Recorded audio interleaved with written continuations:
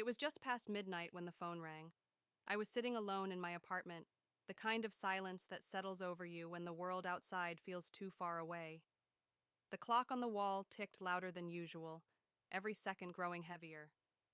I glanced at the caller ID. It was an unknown number. I almost didn't pick up, but something in my gut told me to.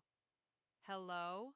I answered, my voice shaky, more out of instinct than anything else. There was only heavy breathing on the other end of the line. My heart began to race.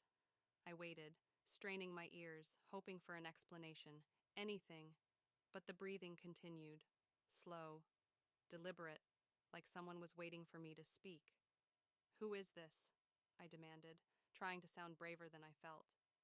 Then came the whisper, soft but clear. "I see you." I froze. Every muscle in my body tensed. My mind raced. Was this a prank? A wrong number? No one else would be calling me at this hour. I listened for any clue, but all I could hear was the sound of my own breath, heavy in my chest. I had to say something, had to break the silence. "Who are you?" I pressed, my voice shaky. "What do you want?" There was no reply, just more breathing. I could almost feel the air thickening, pressing in on me. The seconds stretched on like hours. I glanced at the clock again. 12:08 a.m. It felt like the middle of the night, even though the world outside was just as dark. Then, the line went dead.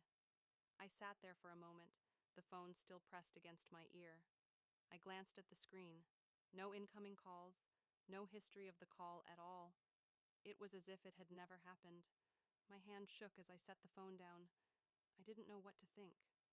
Who would do something like that? Why? But the feeling didn't go away. The eerie sense that I wasn't alone in my apartment. I tried to shake it off, but something was wrong. My skin tingled, and the hairs on the back of my neck stood up. The apartment felt colder, more oppressive. I walked cautiously to the window, my pulse quickening. I peeked through the blinds, half expecting to see someone standing outside, watching me, but there was nothing. The street below was empty, silent, no movement. Still, I couldn't shake